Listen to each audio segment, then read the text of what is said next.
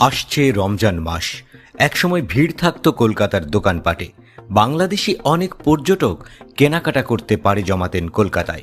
তবে এবার দৃশ্যপট ভিন্ন। গণঅভ্যুত্থানে শেখ হাসিনার পতনের পর ভারতের সাথে বাংলাদেশের সম্পর্কের সমীকরণও গেছে বদলে।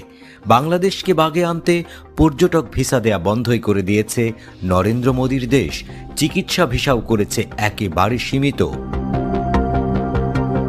বাংলাদেশিদের কাবু করার কৌশল ব্যাকফায়ার করেছে।